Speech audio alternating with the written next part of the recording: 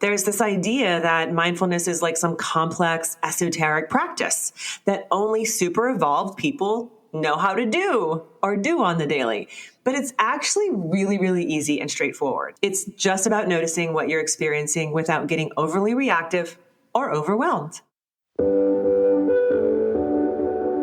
Welcome to Tried and True with a Dash of Woo, where we're all about mixing tried and true strategies that actually work with the magic of manifestation and the science of programming your unconscious mind so that you walk away feeling integrated, inspired, and aligned.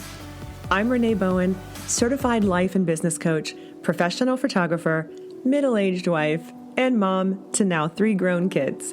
I've built 2 multiple 6-figure businesses with 0 business training by digging in, learning the methods, and now I'm here to pass them all on to you. From photography and business strategies to energy healing, human design, and the basics of manifestation, we cover it all here.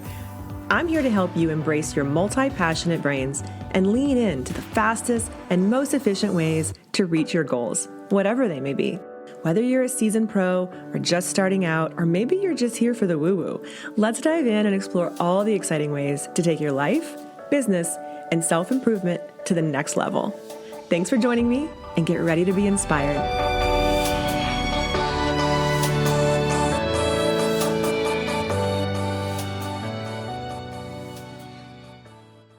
Hello, and welcome back to Tried and True with a Dash of Woo. Thank you so much for joining me here again.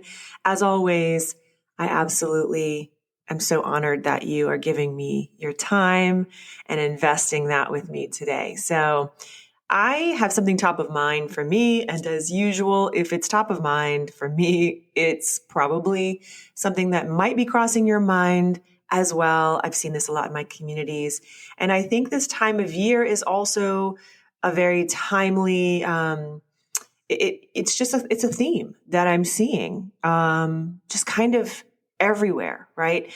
So this idea of mindfulness, like we hear that word often, but what does it really mean, right? Especially for us creative souls running businesses or attempting to. So today we're going to explore not just the definition of what that is or real world applications of mindfulness in our hectic lives. We're going to do all that, but I also want to debunk some myths that you might have or some biases that you might have about what mindfulness is. I want to share some easy to adopt practices so that you can learn how to implement this in your life in a very, very easy way, and discuss how coming home to ourselves can really transform every aspect of our lives, including our businesses. So just something a little personal real quick before we get into the structure of the show and breaking it down for you guys. The reason why this is top of mind for me is because January has historically been a really difficult month for me and my business just in general. If you are a photographer, you understand what I'm kind of dealing with here. You understand like what I'm talking about. Usually, and not even just photographers, but so many creative businesses, January is a rough month, right? You know, we have like this explosion of Christmas. Maybe you are a product-based business and you're selling products, and December and Christmas and the holidays, it's really, really booming. And, you know, Q4 tends to be like most businesses' biggest quarter. And then we get to January and we're like, oh my gosh, I have no clients, or I have sparse clients, or I have a lot of space on my calendar. How am I going to fill it? The reality basically slaps us in the face. And it's like, oh my God, what am I actually going to do this month? So those of us who don't have a 9-to-5, you know, steady paycheck, and we are sort of flying by the seat of our pants. That's kind of what business, like running your own business, is. It's not safe. There's nothing safe about it.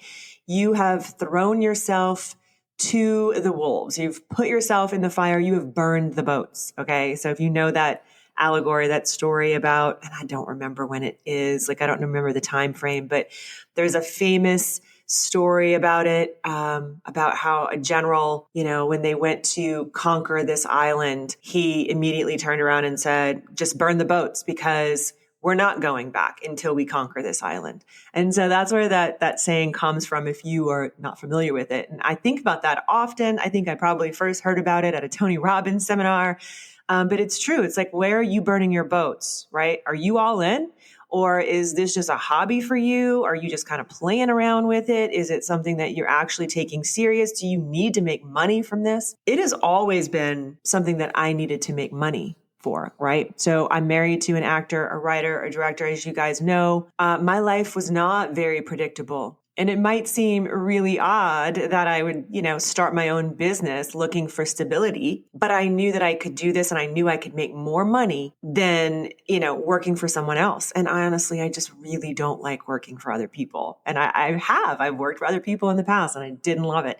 And so I threw myself into the fire. I burned my boats. And so what that really means is that you are sort of floating out there, flapping in the wind like, oh my gosh, what if?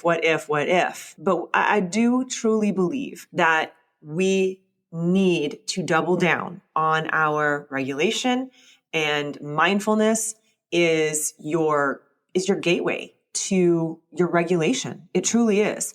And so I'm going to kind of talk about that in just a minute, about what I really feel like it means, and kind of break that down for you in real world, terms, so that you can understand.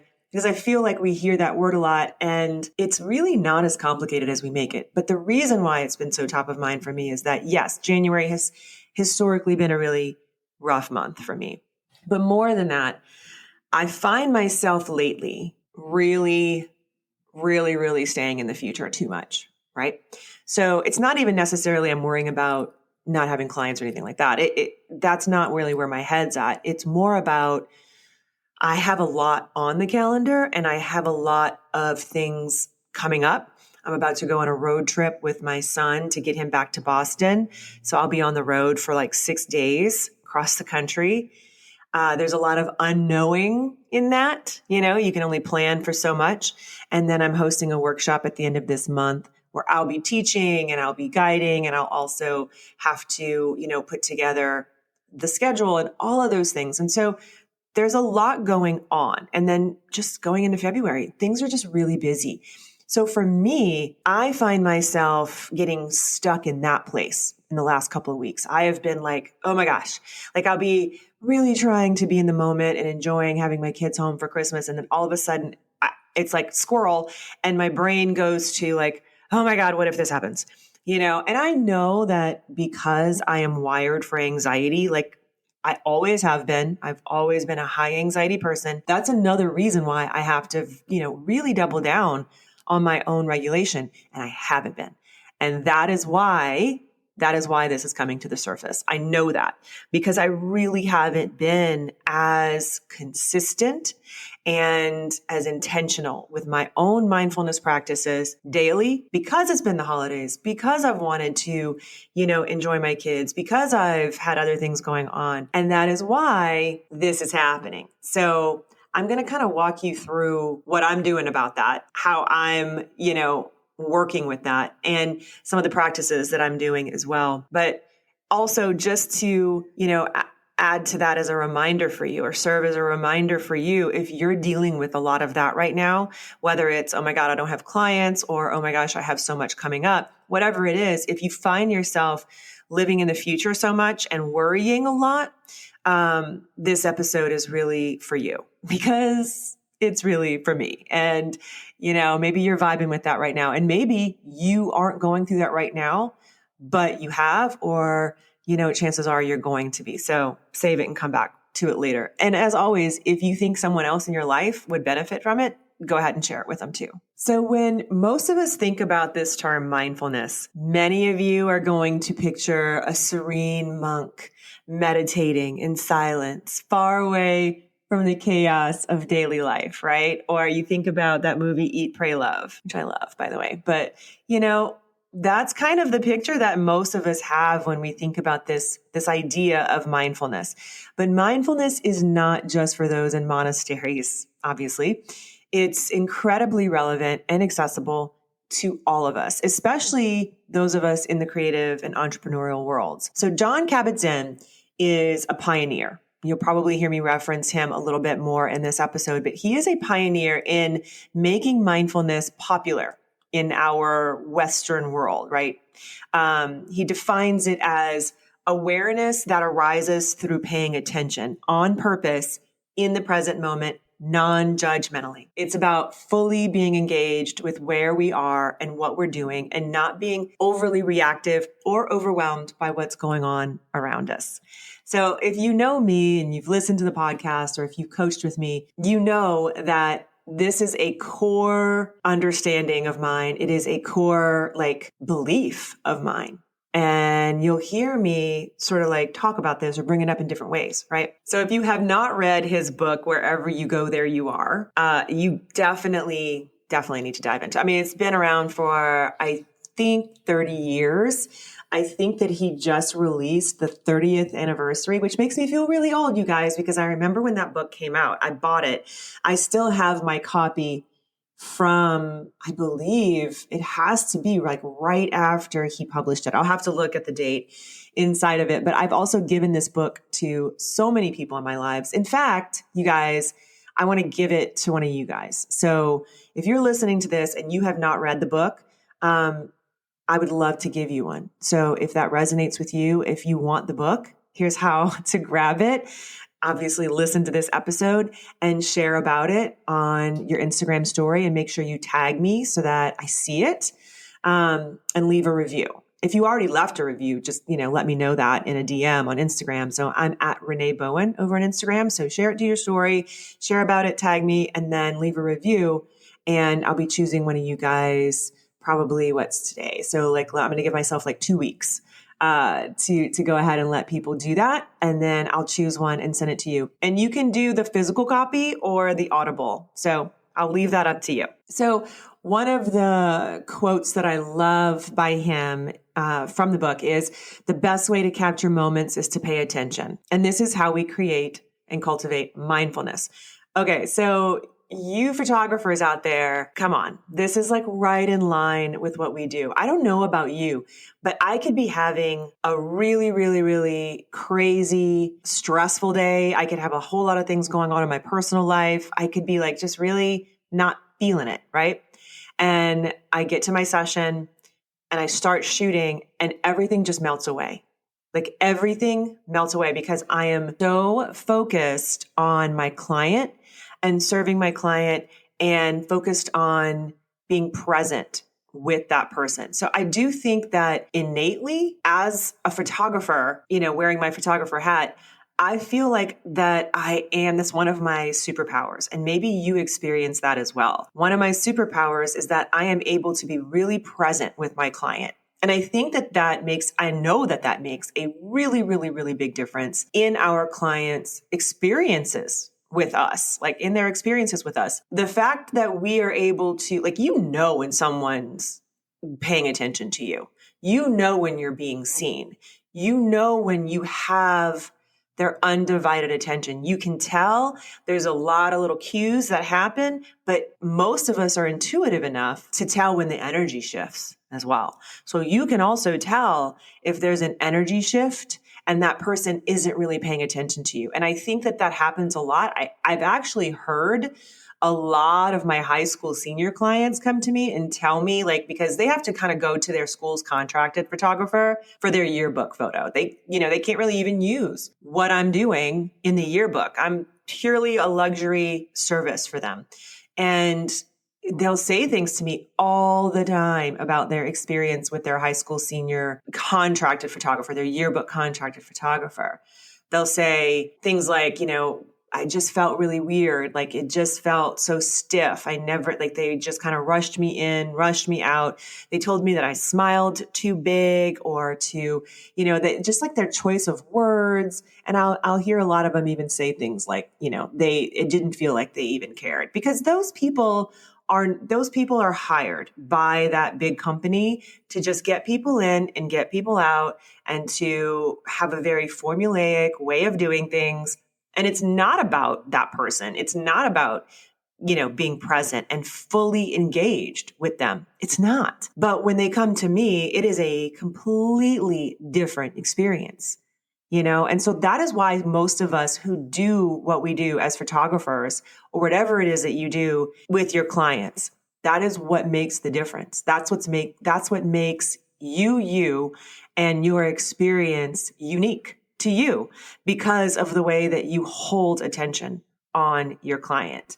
It's a very impactful thing. So being mindful for me, that is sometimes working is mindfulness for me. Sometimes it's what I need to snap me back into the moment because I have a very anxiety ridden brain and I like to worry a lot. And worrying is just, praying for things to happen. So I know all of this consciously. Unconsciously, it's a rewiring thing. And so for me, like if I have a session, I know that that is going to be a really organic and easy way for me to get back to the moment because it's not about me in that moment. It's about that person in front of my camera. It's about making that high school senior, that branding client, whoever it is that I'm working with, it's about making them feel absolutely freaking amazing. And I do not want anything else getting in my way, including me, right? So mindfulness does not look like monks on top of a hill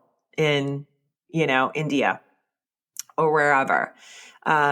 It is every day. It's about finding the moments in your everyday life. And so any of you guys who have been in therapy, by the way, you probably have heard your therapist talk about this and talk about how you can use these little tricks of mindfulness to snap you back into the moment to get you out of the anxiety worry brain. And one of those tactics is to obviously, rely on your breath and breathe in and breathe out. You can do box breathing, but also to look around. Okay. Look around you, like immediately look around in your surroundings. If you're having a moment of anxiety, what can I find that is the color red or the color blue? How many objects can I find that are circles? How many, all of these little things that you can do to bring yourself back to the moment that you're in. So if you find yourself really, really, really getting too hyper focused on the future or worrying about the future or worrying about the what ifs, bring it right back to the moment and to exactly where you are in time and space. So if you're at your desk, look around. What's at your desk? Do you have a quote on your desk? Read the quote. How many sticky notes can I count? That kind of thing, because I have a lot of sticky notes. Whatever's going to bring you back to the moment. And then from there, you can go deeper, right? Now, obviously, I want to talk about other facets of being mindful, like meditation and hypnosis. And we'll kind of get to that in a second. But my point to the beginning of this is just to let you know that it doesn't have to look like, sitting and meditating for 30 minutes. It really doesn't.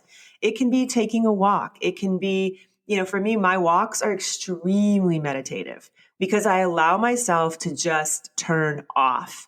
I'm not trying to do anything in particular. I'm just looking around me. I'm in nature. I'm looking at the trees. I'm noticing and paying attention to how beautiful the blue sky against a green tree or a yellow tree looks. And yeah, I take my camera out, my phone out a lot and take pictures a lot of that because I'm one of those people who's always looking at the sky. Always, always, always. Like it doesn't have to be a sunset. There's something about clouds and blue sky that just are so freaking beautiful to me. So finding your joy in all of these little tiny moments, that's what I'm talking about. Allowing yourself to be fully, fully present with your moment, because at the end of the day, that's all we have.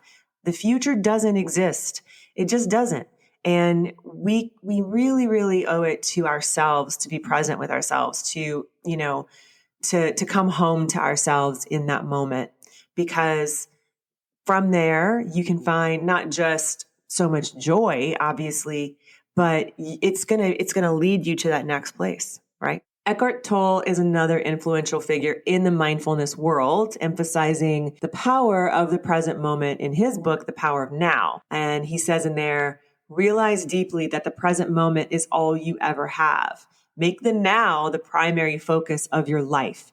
It's a powerful reminder for us creatives, right? Our best work really does happen when we are fully in the moment, immersed in our creative processes. How many times have you guys been doing something creative, whether it's photography related or not, and just hours and hours go by in a second?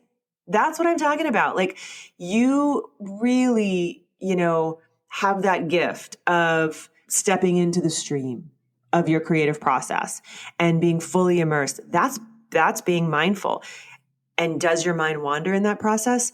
Where does it go? Right? It's in a place where beyond space and time. It's when some of your best ideas drop in. It's because the act of being creative makes you more creative. And when you're in that state, also as a side note, there's brain science to it too. You're in a theta state. You're not working in a beta mind brainwave.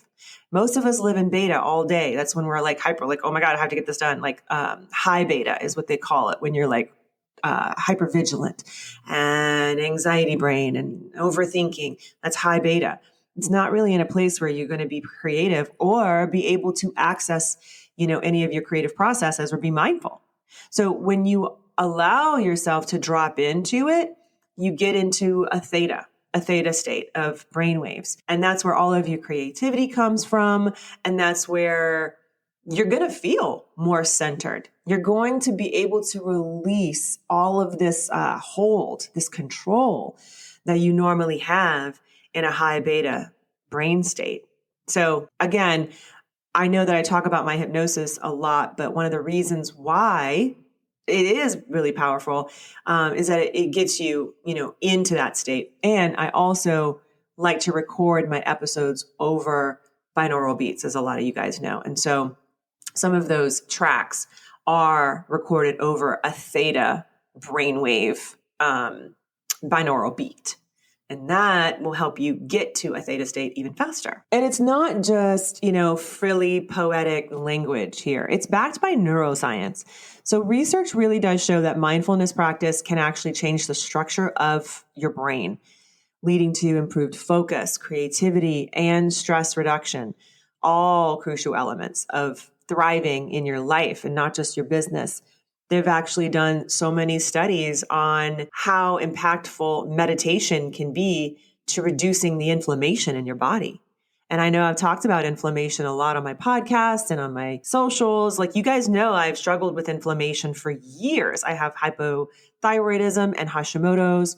I also have arthritis. And so these are inflammatory issues. And it's really, obviously we're now seeing a lot of the physical damage it can do, but there's so much more damage it can do. And meditation and mindfulness literally reduces it. So I would like for you to start looking at mindfulness through a lens of a non-negotiable, if that feels interesting to you as well. Because I feel like a lot of y'all think that it's a nice to have, but it's kind of a necessity in today's world. It's kind of a necessity in any time in history, because you are taking control of your own nervous system regulation. And if you are regulated and you are operating from a place of action and not reaction, you're going to be a better parent, a better partner, a better business owner. You're going to be better to yourself. You're going to be nicer to yourself. You're not going to say shitty things about yourself all the time because you're in a regulated state.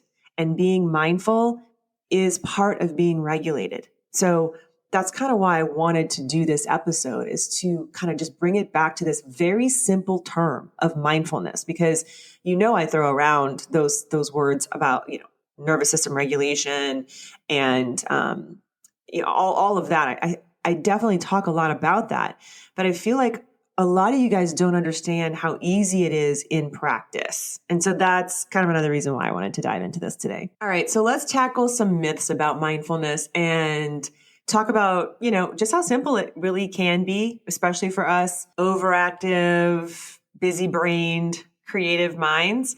So there's a common belief that to practice mindfulness, you need to spend hours in meditation or maybe in a quiet room with incense burning. And look, that is one of my favorite things to do. I'm not going to lie. Like, your girl loves some incense, but that's not how it always has to be, right? That's not what it needs to look like for you. Mindfulness is much more accessible and practical in our everyday lives than you think it is. So the myth that I want to tackle first is that mindfulness takes a lot of time. So I hear this a lot. They're like, oh, I have no time to sit and meditate. I don't have 30 minutes to meditate, or whatever it is. Okay, well, first of all, I could also push back on that a little bit and say, how much Netflix did you watch in the last week, right? I bet it was more than 30 minutes.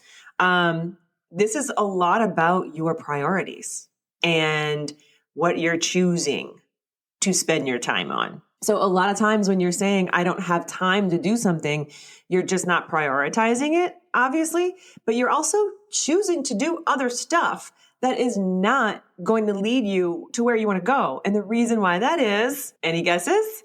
If you've listened to this podcast before, you know what I'm going to say, is because your unconscious mind is just pulling you to safety. That's it. Your unconscious mind is just pulling you back to safety and saying, oh my God, that does not feel fun. That does not feel comfortable. That does not feel easy. It requires effort. I'm shutting down. We're going to watch Netflix. Because you have decided, you've chosen to believe that mindfulness takes a lot of time. Okay. So that's not true. You don't need to dedicate hours each day to reap the benefits of it. Just a few minutes can make a really, really big difference. So if you only have 5 minutes, maybe 8 minutes, you have enough time to be mindful. Okay. So you can just practice mindful breathing. Just the simple act of being aware of your breath as you inhale and exhale. It's something that you can do while you're waiting for your coffee to brew or before you start your next meeting. It grounds you in this present moment and it reduces your stress and it enhances your focus. So I'll give you an example of some of the things that I do like this. Just like I mentioned with waiting for your coffee, I do that a lot. If I have to wait for something, okay, most of our go-to right now in today's world is us. If we have to wait for anything for any length of time, even if it's just for a second, what's the first thing you normally do now? Pick up your phone. Because, oh my God, I have to distract myself. I have to be doing something. And so, especially if you run your own business, you know that, there's a lot of doing. You feel like you got to do a lot of stuff all the time, right? Well, I've been noticing, I've been becoming more mindful in just the last 3 weeks, how much I grab my damn phone. Like, it is ridiculous. It's ridiculous how fast I will grab it. And I could just be waiting, like I said, for my coffee to brew or my egg to cook in the morning. And I can't even really just sit with myself for a second and wait. That's something, you guys. So I just want you to start noticing how fast you grab that phone when you're waiting for anything whatsoever. Whether it is between meetings or, you're waiting for your kid outside, notice how fast you pick that phone up, because all you're doing with your phone, you're either going to work. If you're, running a business, maybe you are picking your phone up to respond to a client or create a piece of content, whatever that is, or you're distracting yourself because you're overwhelmed. Okay. And ask yourself in that moment, can this wait? And so that's kind of something that I've been doing a lot lately, is just being really, really mindful and noticing how fast I go to that phone. So while I'm waiting for that coffee to brew, my egg to cook, I instead will close my eyes for a second, do a little bit of breathing. And this can look as simple as just putting your awareness on a body part. Literally, that's all you need to do is, taking a big, deep breath in and exhaling through your mouth, counting to 4 each time, doing some box breathing, and then just letting your mind become aware of your left hand, your left thumb. How does that feel? And letting your mind become aware of how your feet feel on the ground. It can be super, super simple. And then your coffee is ready. You open your eyes and you move about your day. The more you practice these little tidbits of mindfulness, the easier it is to go into longer times of mindfulness. Okay. And you're also priming your unconscious. You're training it. You're retraining it to understand that it's safe. It feels good. And you're probably going to get a dopamine hit from this, but you have to be the one to call the shots. You have to be the one to say, I'm taking a second. I'm taking a minute. Okay. There's a really amazing quote that says, feelings come and go like clouds in a windy sky. Conscious breathing is my anchor. And that's what I'm talking about right now. All you have to do is breathe. So myth number 2 is that mindfulness means that you need to have a quiet environment, that it requires quiet. So I really want you to consider that you don't need complete silence or a special setting to practice it. I love the idea of you creating a beautiful space for yourself to meditate in, but you don't need it. Okay. And even if you do have a beautiful meditation space, maybe you can't get to it. Maybe you're traveling. Maybe you're on a road trip with your kid across the country, whatever it is. Like, you guys, I'm going to have a lot of opportunities to be mindful in the next, 6 days when I'm on the road with him. So I want you to consider that it's about being present in whatever you're doing, whether that's a chaotic photo shoot, a busy day at your studio, or even while managing your inbox. It's all about bringing your attention to the task at hand. So that's what I've been talking about so far. It's like, oh, what am I actually doing? Instead of letting yourself be in a hypnotic state doing it, noticing what you're doing. Right. So sometimes in a photo shoot too, even though time will sort of melt away and I get like in my moment and I'm so completely engaged in it, I can still get hyper aware, sometimes hyper focused on, did I remember to do this? Or, why am I forgetting some of my favorite poses or whatever? Right. Because I'm kind of in high beta in that phase. Like when you start thinking about overthink, like when you find yourself overthinking like that, just as a side note, in a photo shoot, that means you're in high beta. And the best thing you can do is get yourself back into creativity. And the way to do that is to let things go and to stop trying to control them so much. Right. And so that's being mindful. That can bring you right back to it. It can be as simple as, noticing how beautiful the client's makeup looks and taking a second to turn to the makeup artist and say, hey, I just want to let you know, you really killed it on this makeup today. Like that, like her makeup looks so good. Thank you so much. Or just turning it back on the client and saying, wow, I just have to like step back for a second and tell you that this outfit is just giving. Like this outfit is so fire right now. And I don't know if you love it as much as I do, but I have to tell you that it is photographing really, really well.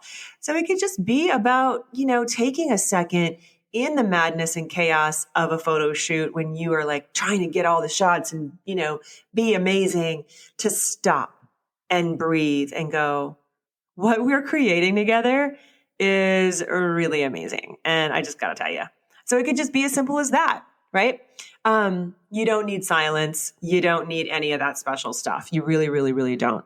It's really nice to have, but it's not a necessity. And then the other myth that I wanted to address is that mindfulness is complicated. So there's this idea that mindfulness is like some complex esoteric practice that only super evolved people know how to do or do on the daily. But it's actually really, really easy and straightforward. It's just about noticing what you're experiencing without getting overly reactive or overwhelmed. So think about it like tuning a radio. You guys have heard me use this metaphor over and over again. You can use a radio. You can use a television. If you're older like me and you remember actually turning the dial of a TV, right? Or setting like a radio beacon, all of that stuff. It's all about finding a very clear and crisp signal that, sometimes we have a lot of static. Remember now, back in the day, again, if you're a little bit older, you know what that's like on a radio station. So that's what I'm talking about. You can think about it like you're tuning and you find like you have static, and you're starting to hear the whisperings of what sounds like a really awesome song. And then boom, you've got it. That's all it is. It's about tuning. And it's about finding that resonance. Okay. So how can you make mindfulness a part of your daily routine. All right, let's kind of dive into this for a second, because I do want you to take a lot of its emotional charge out of it. Like I was just saying, you guys think that it's super complex and that has to be this big, big thing. Part of being mindful is about removing the judgment and becoming a neutral observer. It's not bypassing, but it's moving through the idea of it being a complicated thing and just allowing it to be just that, right? Whatever it might be.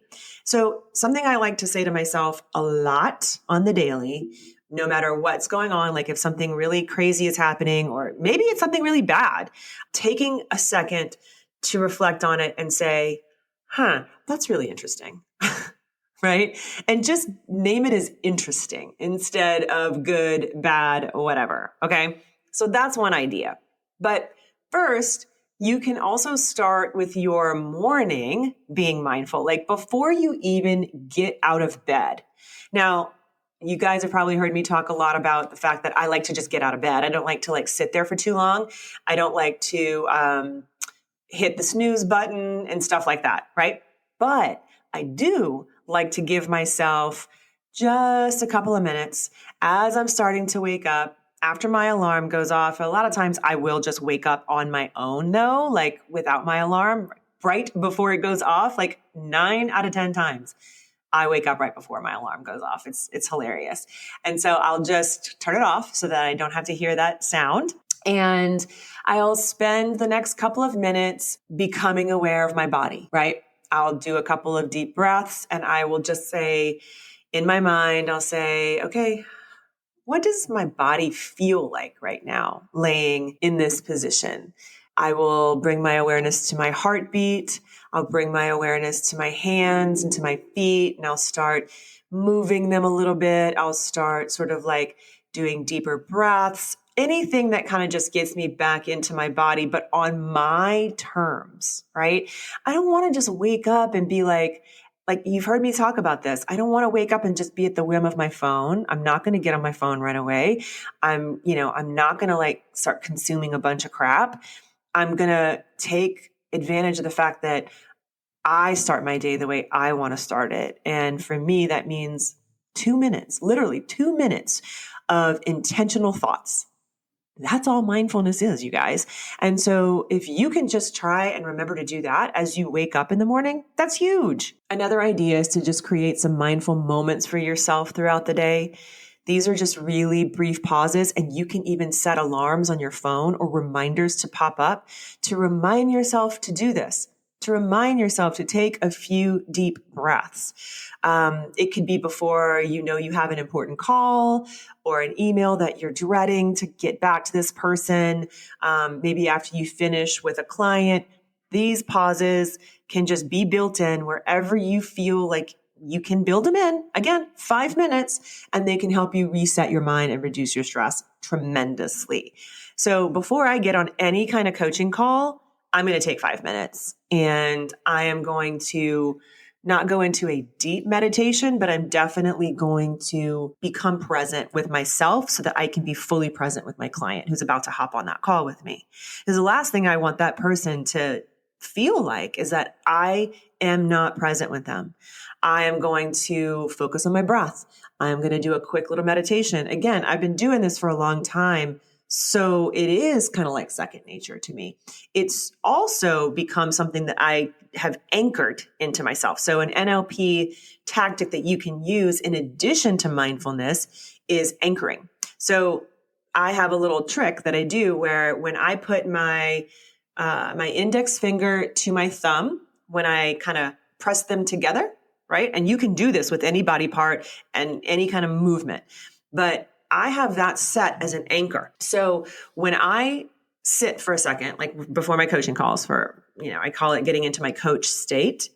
I'll sit for a second. I'll do a couple of deep breaths and I'll put my index finger to my thumb. I'll press it together, not hard, just together.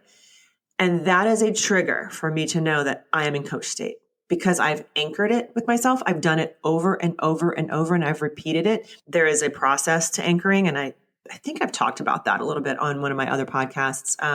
But I can definitely go into it if you guys are interested in that.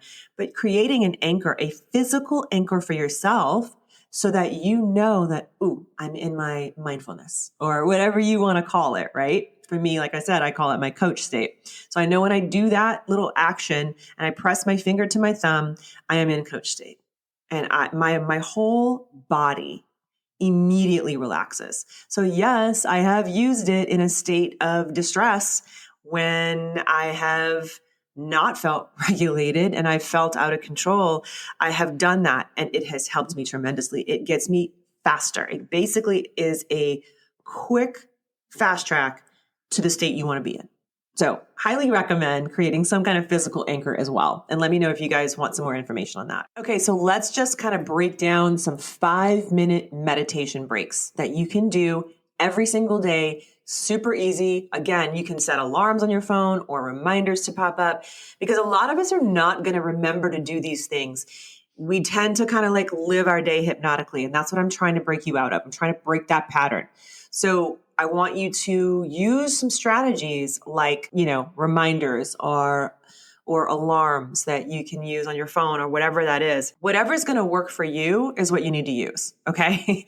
Just because it works for me doesn't mean it's going to work for you. But the idea is that you are being intentional about scheduling these things so that you can do them. Now, again, these 5-minute meditation breaks, you can do them anywhere, at your desk, in your studio, even outside in nature, anything, okay?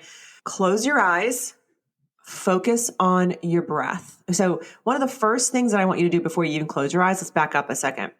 You can sit for a second and you can, have your head, let's say, facing straight ahead, okay? So let's just envision that you're looking straight ahead at the wall or whatever is in front of you. From that position, lift your eyes, not your head, but lift your eyes so that you're looking at the ceiling and stay there for a second. Allow your eyes to go up, right? So allow your eyes to just look at the ceiling, and it might cause you to blink a little bit more, and it might cause you to feel a little strained, and you might become more and more aware of your eyes in this moment. And from that position, allow your eyes to close. Okay, so that's just a little trick to kind of get you even into it faster. Close your eyes, focus on your breath, and try to clear your mind. Okay, when I say that and you hear that on meditation tracks, right? Because there's a lot of apps and things like that you can use now for meditation, guided meditations. And if you have a hard time just meditating yourself, it could be a good thing to do. But when someone tells someone with an overactive mind to clear their mind, what's the first thing you do? Think about all the things, right? So I want you to just know that it's okay if you can't clear your mind. It's totally, totally okay. Allow the thoughts to just come and go, okay? Thoughts, we have 60,000 thoughts a day, and a lot of them aren't great, but that doesn't mean we have to allow them to stick around. So all you have to do is just focus on your breath, and as thoughts come in, that's interesting. Watch it walk away. Watch it fly past you. You can use some visualizations for that if you like. You can, one of the things that I like to do is if I'm particularly having a lot of high beta thoughts and overactive thoughts and, overthinking, right? If that's really happening to me and I'm trying to become mindful and aware, what I like to do is kind of envision or visualize my thoughts racing in, because that's what it feels like to me. As they're sprinters, right? So they're like people sprinting literally on a track. And what I like to envision them doing is jumping, right? So if they're on a track, I know this is really weird, you guys. Welcome to my brain. If they're on a track, like a running track that you see like a stadium in your mind, that's what it looks like to me. It's red. The track itself is red. And they're running. There's like a few of them. And they get to this place where the track ends, and beneath them is just like a pit, but it's a pit of padding. Okay. So they're not diving to their death. Okay. So let me just be clear. They're just like jumping off and they're landing on there. And then when they land, they go off stage. They go off to the right and I don't see them again. For some reason, that helps my crazy brain and my overactive thoughts stop. Okay. After like a couple of minutes of me like just breathing, probably because it makes me laugh. But you can create any kind of little visualization that you like. And I'd love to hear some of yours if you have something that's really effective for you. Just go ahead and allow those, racing thoughts to come in and watch them jump off and watch them just bounce off of that padding and take a hike. And then from there, you can pause and you can allow, maybe you have one thing that you want to focus on, or maybe you have one thing that you want to be grateful for. Like, thank you so much for blah, blah, blah, blah, blah, right? And that's it, right? 5 minutes. The next one is mindful walking. I talk about this a lot because it is my favorite thing to do. I turn my daily walks into meditative experiences. So it's more about just being fully present during your walk. Notice the rhythm of your steps. For me, sometimes I'll count as, if I find myself like, ooh, I'm really stressed and my thoughts are not wandering in a way that feels good. Because what I really want from my meditative walks is that I want my mind to just take a break. I want to just kind of like not think about anything. And in that not thinking, I come up with some really cool ideas, right? They drop in because I'm not trying. I'm not trying to force anything. I'm in flow and I'm in a theta state. So sometimes if I'm very, very, stressed or I'm overthinking, I'll start by just counting my steps and I'll count in, again, welcome to my brain. I will count in an 8 count and I count by twos. I don't know if you guys do this, but something I have done my entire life is I'll count by twos. I'll go 2, 4, 6, 8, 10, 2, 4, 6, 8, 10. And sometimes I'll go 2, 4, 6, 8, 2, 4, 6, 8. It depends on what I'm doing, honestly. And it's really weird, I know. But for some reason, when I'm intentional about the counting, it brings me back to my to that moment. And it's like a gateway to that mindfulness. And then I can go, oh, okay, I'm counting my steps. Oh, cool. Right. And so then it can lead you to the next place. And then from there, usually my brain just checks out. And that's what I want. I want my brain to check out. Mindful walking isn't like about walking, in a meditation, literally, so that you can like walk off a cliff. No, it's about being so grateful and present for, being wherever you are. So that's my little take on that. The other one is finding mindfulness in just your everyday, mundane sort of moments, right? So when you're editing photos, how many times have you, sat down to edit photos and you're like, ugh, I don't feel like doing this. And then again, either time will pass quickly or you'll just find yourself thinking about other things, right? So immerse yourself in it instead of just kind of allowing yourself to go basically instead of allowing your brain to take you on the ride. How about next time you sit down to edit or sketch or do something creative, try to fully immerse yourself in the process and be intentional about where you want those thoughts to go, right? So you could do the same thing that we were talking about before, observing colors and textures and emotions. Like, how many colors in this image can you find? How many pieces of yellow? How many, things like that, like really looking at the images. Now, this is not going to work if you already overthink about your editing process. Okay. If you already overthink about, is this a good image? That's not what I'm talking about. I'm not talking about that. I'm talking about just being present in appreciation of it. So this may or may not work for you, like the whole editing of the photo thing, because you might need to like literally turn your brain off. So in that instance, I would say, listen to a track. A lot of my clients like to listen to hypnosis tracks when they're editing because I'm speaking directly to your unconscious brain. So meditation, guided meditations are a little different than, guided tracks of hypnosis that I create because I'm speaking directly to your unconscious mind because I am speaking directly to your unconscious mind on a hypnosis track. And that work is being done, whether you're paying attention to it or not. So editing photos is a fantastic time to listen to hypnosis. Fantastic.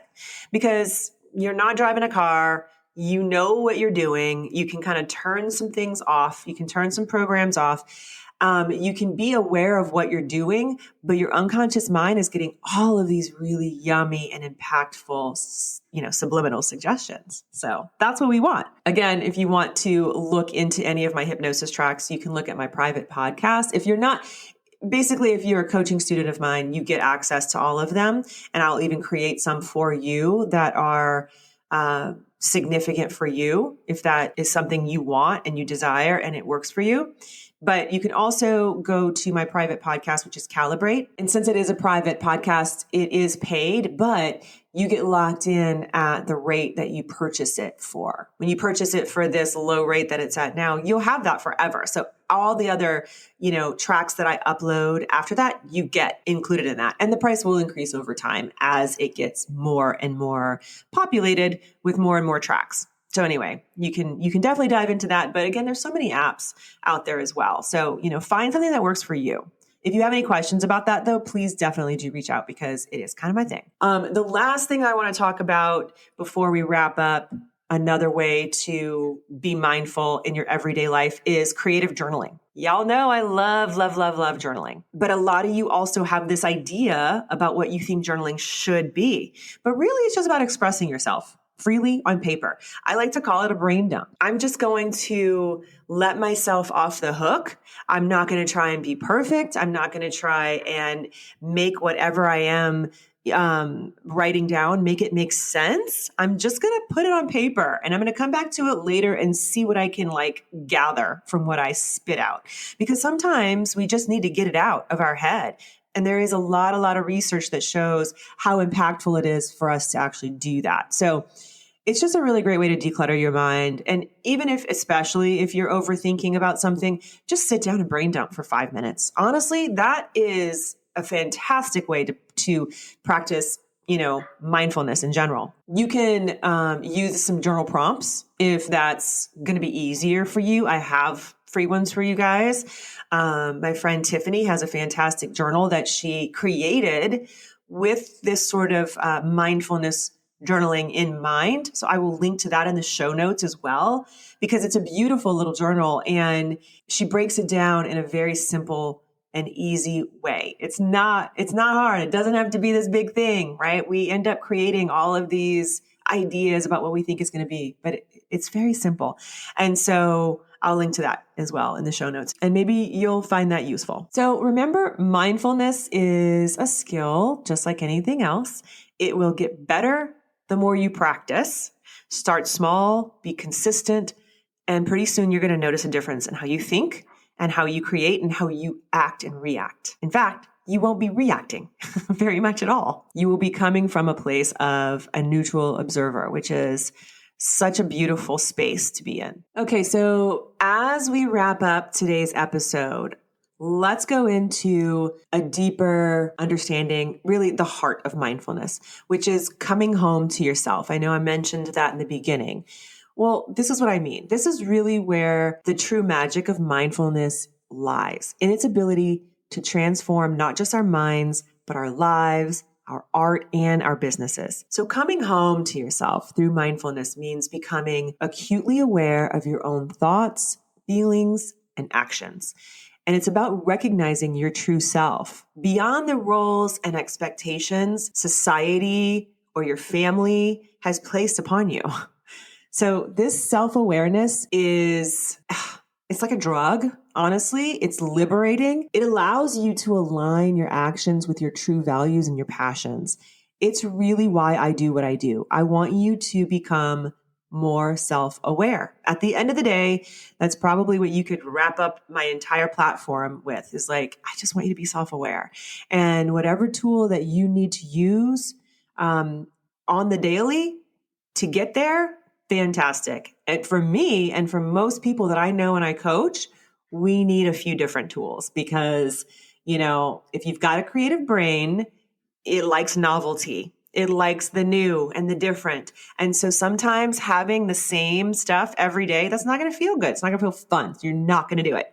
So my suggestion would also be to make this fun for yourself. How can you make this more fun? So maybe that looks like creating a schedule, but it switches it up, right? You switch it up like every other day. So, you can have some alarms that go off, but maybe you never know which one is going to come up, right? Maybe you take one day out of the month to set up some alarms, and you never know which one is going to go off at that day or that time. Find a way to randomize it if you can, because it does kind of keep us on our toes and it keeps us excited to do it. And the more excited you are to do it, the more you're going to do it, right? And when you're aligned with your true self, it shows in everything else that you do. In your personal life, it brings you more patience, empathy, and authenticity in your relationships. You become a better listener, not just to other people, but to your own needs and your own intuition. You guys, I really wish that, I don't like to have regrets, and I don't like to entertain that thought, but one of my things, I'm just going to call it a thing, is that I will look back sometimes as a young mom, because I had 3 kids under the age of 2. Life was really, really, really, really, really stressful. It was kind of traumatic for a while. It was hard. We were broke. It was stressful. We had no family to help me. I really, really wish that I had doubled down, that I had chosen to make mindfulness a tool at that point in my life. I knew about it. Okay. Let's just be honest. I had already been on this path. I've been on this self-development, self-awareness path since I was a teenager. I don't really have an excuse, except, I was really busy. But again, I could have chosen, right? And I know that I definitely did the best that I could with what I had. But I think any parent, and maybe especially moms, those of us who have older kids, adult kids, just in general, I think that there's always going to be this thing that we look back and we're like, ooh, yeah, I really could have handled that better. We don't want to mess up our kids, right? But one of the things that I tell people all the time who have newborns, one of the first things I say is you're going to mess them up. Just so you know, you're not going to be a perfect parent. That's impossible. You're going to learn as you go. And at the end of the day, you just love the heck out of them, right? You're going to make mistakes. You're going to make mistakes. What matters is what you learn from them. What matters is how you adjust and you shift and you pivot. What matters is who you're becoming on the way to wanting to be a great parent.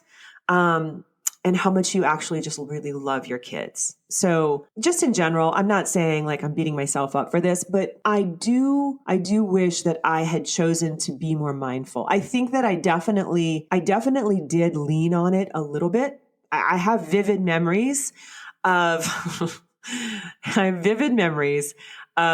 sneaking into a closet.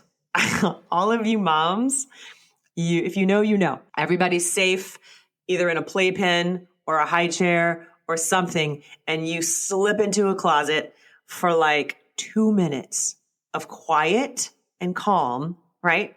That was sometimes the best and the most that I could do. And so I did escape to my closet, close the door, take a couple of deep breaths, and usually that was followed by crying. If I'm being really honest with you guys, it was usually followed by a nervous breakdown. No, it was just a release of okay, I got this. All right, now I can go back to being a mom and making sure that these kids don't try and off themselves on my watch. So you got to do what you can with what you have. So anyway, all that being said is that's really what I kind of want to get across to you, is that you can do this even in small little chunks, and small steps lead to really big results. You know that. The side effect from this too, in your professional life, aside from your personal life, is that especially as a creative and entrepreneur, this kind of alignment is going to lead you to more authentic and resonant work. Okay. So the more resonant, you hear me talking about that a lot, the more resonant you are, the more you're going to bring in the right clients to your business. because your art and your business, they become these true expressions of who you are. And when you operate from that place of authenticity and true resonance, your audience is going to feel it. Your target clients are going to feel it, and it's going to build trust and connection. Okay, so as we wrap up, just remember, mindfulness is going to equip you with resilience in this unpredictable journey of being an entrepreneur and having a creative business. There's going to be setbacks. There's going to be challenges. Things are going to catch fire. There's going to be chaos sometimes. There's only so much you can do about that. But mindfulness is going to help you face these things with a calm, clear mind, which is going to enable you to navigate that whole experience with a lot more grace and flexibility than you would without it. So I want to leave you with this thought. Mindfulness is not just a practice, it's a way of being. It's about finding joy and purpose in each moment, and in turn, bringing that joy and purpose into every aspect of your life. And you guys know I talk a lot about purpose.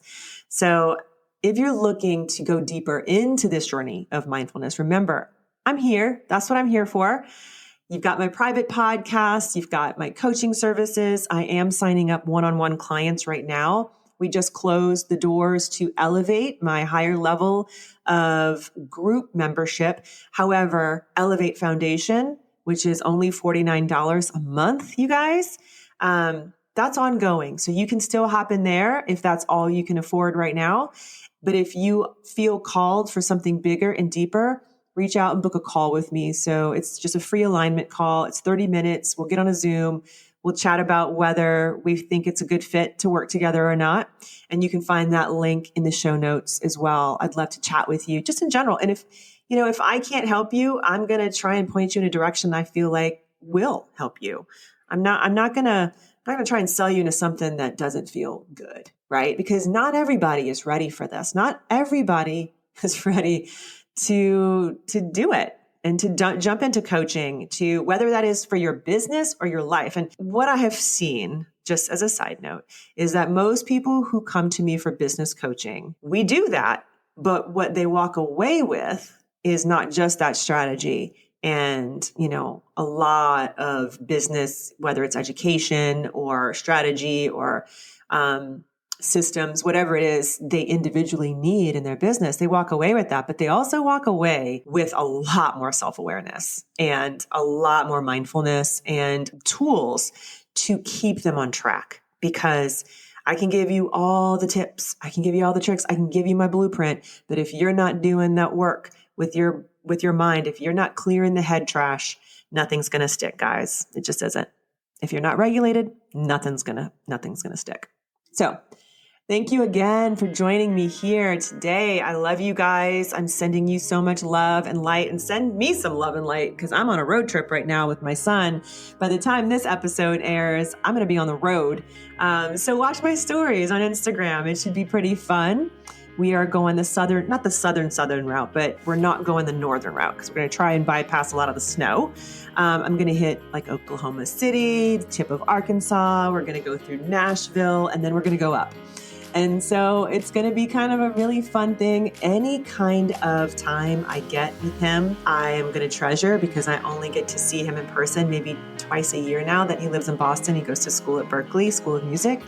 And I know that this time is fleeting, so I'm going to really lean heavily into embracing being mindful of each moment that I have with him on this journey. But I'd love to share some of the stuff with you, so keep me company when I'm the passenger and he's driving.